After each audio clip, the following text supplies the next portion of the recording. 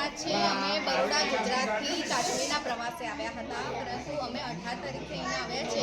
પરંતુ ગઈકાલે જે પહેલગામમાં જે આતંકી ઘટના બની એના કારણે અમે અહીંયા ફસાઈ ગયા છે.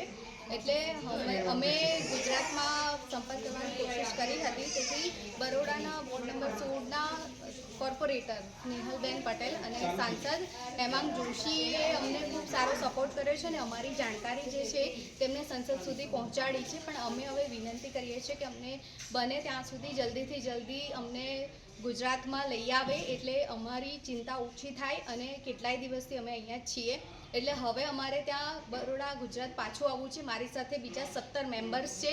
એ લોકો પણ કહી રહ્યા છે કે અમને જલ્દીથી જલ્દી અહીંયાથી નીકાળો, કારણ કે દરેકના સગાવાલાના સંબંધીના ફોન આવી રહ્યા છે અને દરેક લોકો ચિંતા પણ કરી રહ્યા છે. એટલે અમે ગુજરાત સરકારને, ભારત સરકારને વિનંતી કરીએ છીએ કે અમને આ જગ્યાથી જલ્દીથી જલ્દી સેફલી બહાર કાઢો.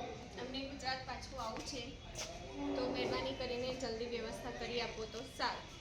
અને જમવાની વ્યવસ્થા આપણી થઈ ગઈ છે સારી રીતે.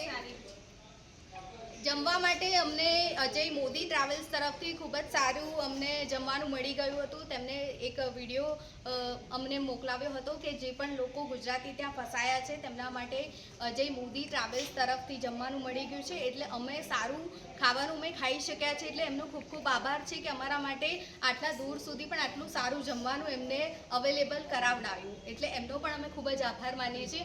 પણ હવે અમને સેફલી, સુરક્ષિત રીતે અમને ગુજરાત પાછા લઈ જાય એવી અમારી વિનંતી છે.